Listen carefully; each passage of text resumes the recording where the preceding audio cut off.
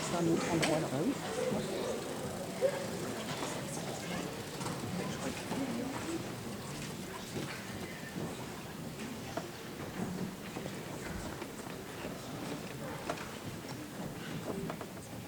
Bonsoir à tous, merci d'être venus nombreux pour ce spectacle Notre Champagne. Comme c'est agréable de prendre son vélo, voilà, de flâner le long du canal, de regarder au filet, de regarder nos coteaux, nos superbes coteaux.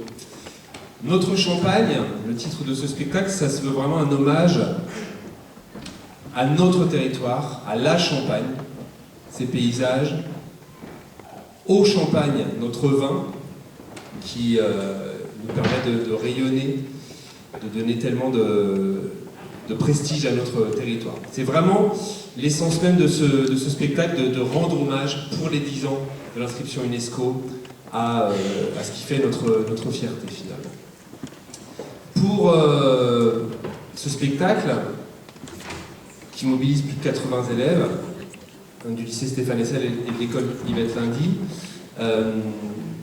de nombreux partenaires nous ont aidés et je tiens ici à les remercier avant de lancer le spectacle pour ne pas les oublier parce que sans eux, quand même le spectacle n'aurait peut-être pas pu se faire. Alors, je remercie le Lyons Val Champagne, l'entreprise de travaux publics Martins et le Grand Est pour leur soutien financier. Pour la partie spectacle, je remercie la ville d'Épernay pour nous avoir prêté ce magnifique théâtre, la mission UNESCO pour son soutien, l'équipe du Salmanazar, Olivia Bégin, ma mère pour les costumes, Frédéric et Sophie, ils savent très bien pourquoi, et tous les parents de la coopérative Yvette Lindy qui nous aident beaucoup pour ces 2 soirs. Je remercie aussi toutes les personnes qui ont permis d'avoir du champagne. Donc vous aurez un entracte, vous pourrez consommer du champagne ou d'autres choses bientôt. Donc je remercie le syndicat des vignerons, Champagne de Venoge, Champagne Brochet, Champagne Nicaise, Édouard Abon, Roxane de Varine, Denise Marty, Champagne Tourneur-Prieur, Champagne Navarre également. Merci beaucoup. Et bien sûr, je remercie mes collègues qui ont permis de s'associer à ce projet. En premier lieu, Grégory Meldray, qui est le chef d'orchestre, tous mes collègues du lycée, que je reciterai tout à l'heure, et bien sûr les enseignants d'Yvette Lindy, Joanne, Marie et Isabelle. Voilà, les remerciements sont faits, mais c'est vraiment important d'être soutenu pour cette belle occasion. De quoi va parler le spectacle? Nous sommes finalement en 2013, 2014, il y a 10-12 ans, et la Champagne est déjà une belle région, mais veut être reconnue mondialement. Et donc l'histoire de notre Champagne, l'histoire de ce spectacle, ça va être finalement une enquête pour savoir si oui ou non, quel suspense, nous allons obtenir le titre UNESCO, inscription UNESCO. Voilà. Le spectacle va commencer, on y a mis beaucoup de cœur, les élèves ont mis beaucoup de cœur, donc n'hésitez pas à les soutenir, à les applaudir, bien sûr ça fait toujours plaisir. Présentation du spectacle. Bonne soirée.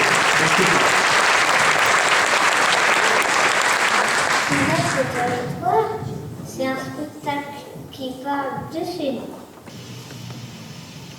Dedans, il y a des chansons et du théâtre. Je voulais dédier une chanson à cette bonne ville d'Épernay, où chacune des saisons enchante et meuble. Ça rend hommage à tous les gens qui font le territoire.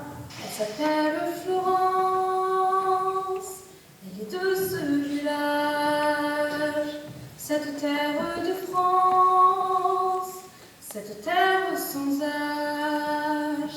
On fait ça avec ma classe et avec les terminales du lycée. Le Champagne, c'est notre ville, enfin, c'est nous qui représentons, du coup, je trouve que c'est une bonne idée du prof de faire ça. C'est sympa avec toute la classe, vu qu'on s'entend quasiment tous bien, franchement, je pense qu'on va bien faire, on va faire des bonnes choses. On va vivre des trucs qu'on n'a jamais vécu et du coup, ouais, j'ai hâte, mais j'ai peur. 24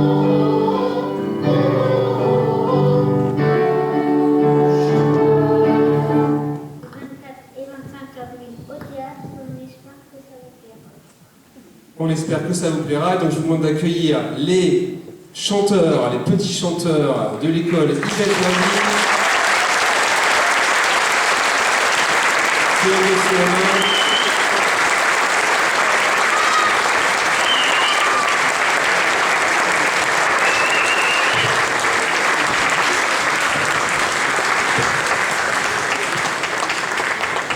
Et à votre gauche, l'orchestre qui va interpréter les morceaux Loïc, Grégory, Stéphane et Dimitri.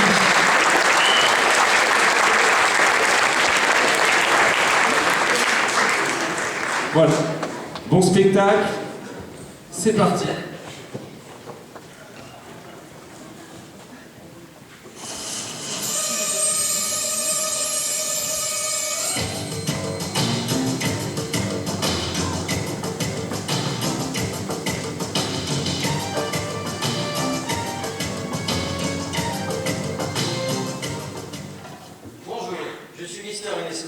J'ai entendu parler d'une région de France qui pense mériter notre titre de patrimoine mondial.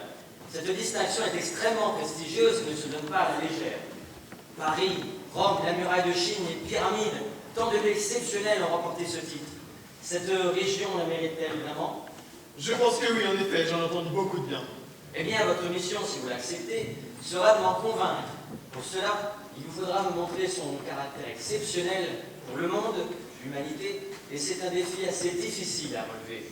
Allez donc autour de Reims et apportez-moi des preuves que votre région mérite ce titre. Pardon, mais je pense que je vais plutôt aller du côté d'Épernay. C'est là où récolter le champagne. Qu'en pensez-vous? Eh bien, comme il vous plaira, l'important est de réussir votre mission, Angélique. Vous avez 2 heures. Mission acceptée. Vous venez avec moi? Allez, let's go!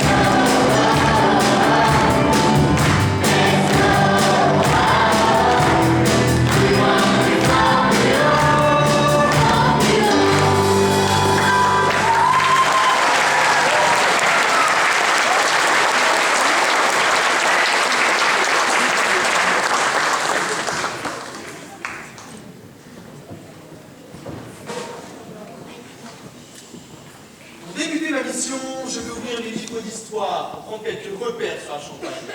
On m'a dit qu'ici tout tourne autour d'un vin qui chante et enchante. Mais comment est-il né? Ce serait au milieu du 7e siècle, en 662, si on en croit la tradition. Les évêques de Reims, Nivard et Berchères se promènent sur les rives de la Marne, non loin de la cité d'Épernay. Voici le récit qu'en fait le chroniqueur Flodoard.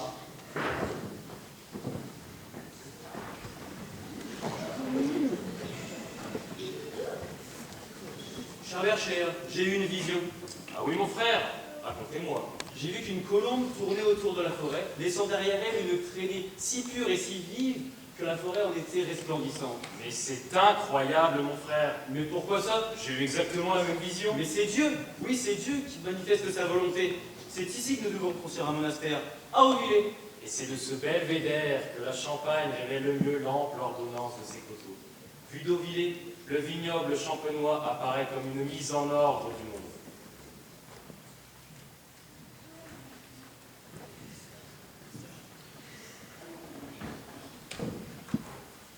L'abbaye fut oubliée pendant près de 1000 ans. Mais, en 1668, 12 moines travaillèrent d'arrache-pied pour rénover et restaurer le monastère. Le 23 mai 1668, un dénommé Pierre Pérignon entre à l'abbaye en tant que procureur. Il veut y développer l'activité viticole de l'abbaye.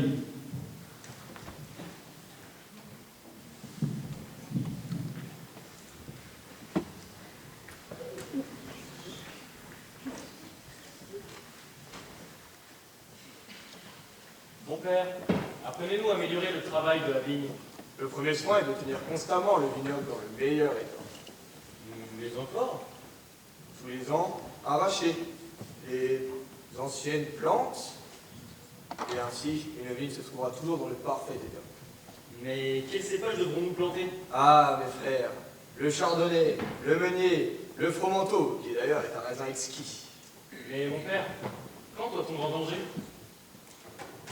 On ne cueille pas n'importe comment. On choisit les plus mûrs, ce qui donneront un vin très exquis. Et pouvons-nous vendanger à toute heure du jour? On commence à vendanger une demi-heure après le lever du soleil. Quand le soleil devient un peu ardent, on cesse de vendanger. Parce que sinon, le raisin prend le soleil, et bien évidemment, cela ne fait pas du bon vin. Une dernière chose, mon père? J'allais y venir, mon frère. Quand nous avons fini de cueillir, plus tôt il sera pressuré, plus le vin sera blanc et délicat.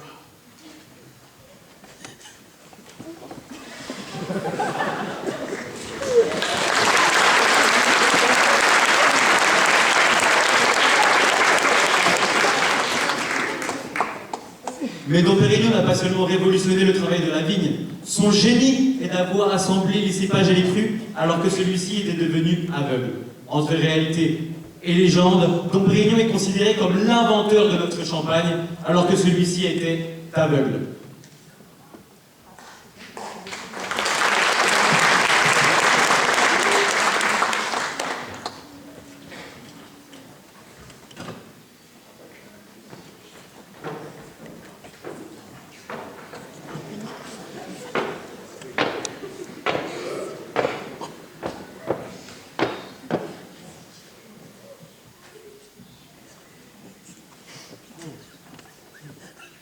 Bon vin que je sens. Voici mon père, comme vous me l'avez demandé, je vous ai apporté des jus après les avoir fait passer la nuit à l'air libre sur le bord de la fenêtre. Eh bien, je pense que je vais devoir deviner de quel fruit il s'agit. Ah ça, je sais que c'est votre jeu favori, mon père.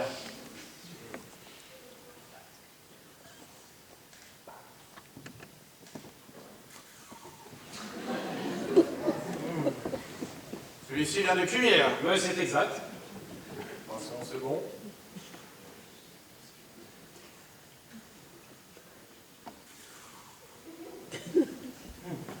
Je dirais champion. Mais c'est vous le champion, mon père. Vous verrez, un jour, on vous fera une statue. Mais ne dites pas de sottises. Et puis quoi encore, une cuvée à mon nom? Et pourquoi pas?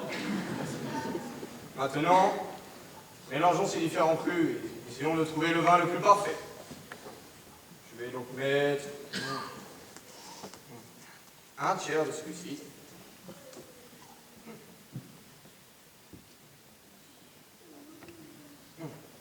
Un quart de celui-ci.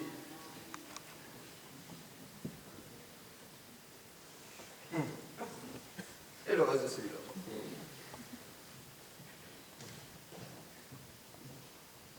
À vous le lait, là, chat.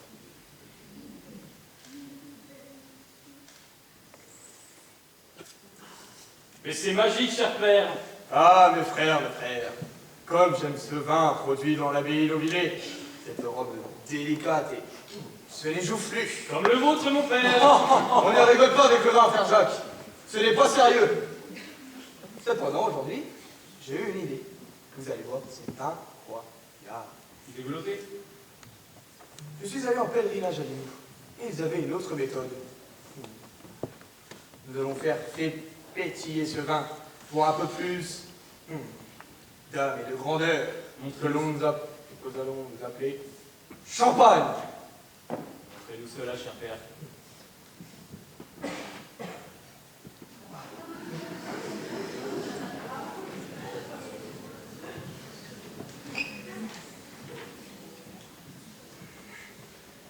Venez mes frères, je bois des étoiles.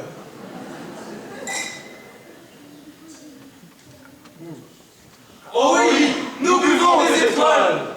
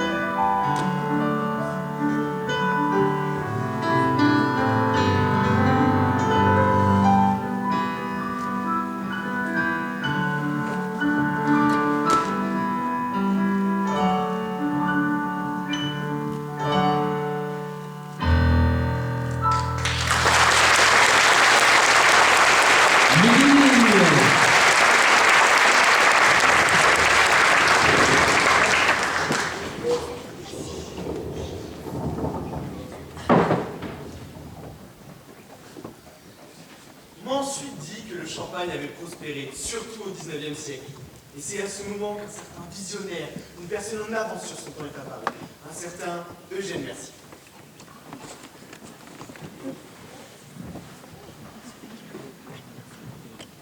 Bonjour à tous, il s'appelle Eugène Mercier, c'est un jeune de 20 ans et il veut révolutionner le monde du champagne.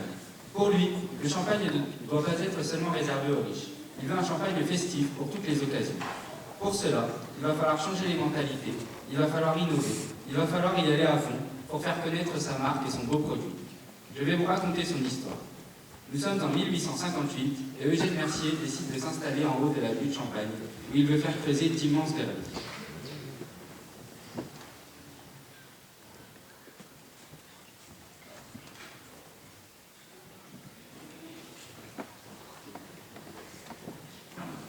Bonjour, monsieur l'architecte. Bonjour. Exposez-moi vos projets. Je pourrais certainement vous aider dans votre réalisation. Je veux une révolution. Si je veux faire du champagne moins cher, il faut produire d'énormes quantités. Je veux donc des caves immenses. Très bien, très bien. Qu'en pensez-vous exactement? Des caves de 7 ou 800 mètres, ça serait déjà énorme. Vous rigolez, j'espère. Comptez en kilomètres, non par mètre. Mais vous êtes fou, c'est énorme. Moi, je ne suis pas fou, je suis visionnaire. Très bien. À quelle longueur pensez-vous? En tout, plus de 10 km. Eh bien, ça va être un travail gigantesque. Hein. Cela ne me fait pas peur. Très bien. Et c'est vraiment gigantesque. Hein. Il va falloir excaver plusieurs milliers de tonnes de crêtes. Ce n'est pas grave, et ce serait bien que ces caves puissent aller jusqu'à Pékin. Là, vous rigolez, j'espère. À peine. Je veux que ces caves soient directement reliées à la voie de chemin de fer qui mène à Paris. Cela facilitera l'arrivée des touristes et de nos exportations.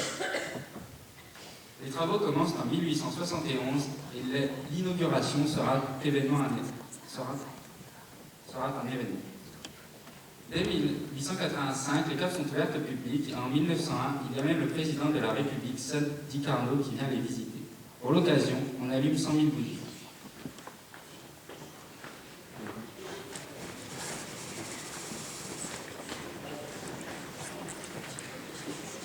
Bien, dites-moi, monsieur Mercier, c'est très impressionnant. Merci, monsieur le président. Effectivement, je suis très fier du travail et du résultat de mes équipes. Vous êtes un homme bien moderne, monsieur Mercier. Vous faites honneur à la France. Merci, monsieur le président. Pour fêter ça, raconte.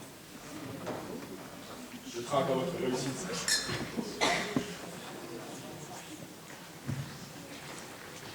Mais cela ne suffit pas à Eugène qui en veut toujours plus. Eugène, as-tu vu? Une exposition universelle est prévue en 1889 à Paris pour célébrer les 100 ans de la Révolution française. J'ai entendu parler d'une immense fenêtre de tour portée par M. Tell. Ce serait une occasion rêvée de nous faire connaître notre champagne. Oui, il faudra trouver quelque chose qui attire l'œil. Et si on utilisait notre foudre, notre immense tonneau pour faire parler de nous? Oui, c'est une bonne idée. Ce tonneau est tellement immense qu'on peut y mettre 200 000 bouteilles. Mais comment les déplacer jusqu'à Paris sans d'ici? Impossible n'est pas Mercier. Il va falloir trouver des solutions. S'il le faut, on rasera des maisons. Toujours y aller à fond, c'est ma devise. Et effectivement, en 1889, c'est l'événement à Paris.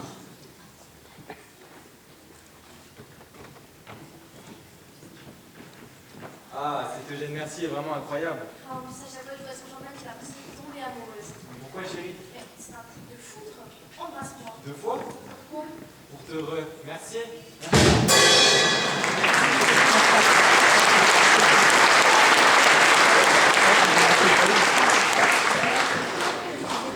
Mais ce n'est toujours pas fini. Eugène en veut toujours plus. Patron, je voudrais voir la nouvelle. Une nouvelle exposition universelle a été organisée à Paris pour 1900. Elle devra représenter le modernité et l'électricité. Paris sera vraiment la lumière. On ne peut pas rater ça. En 1889, nous avons déjà créé l'événement. Il faut trouver une idée pour faire connaître encore plus notre superbe champagne. La dernière fois, nous nous sommes fait voler de peu la vedette par la Tour Eiffel.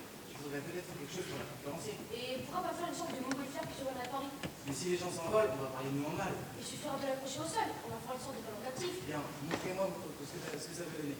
Tenez, regardez.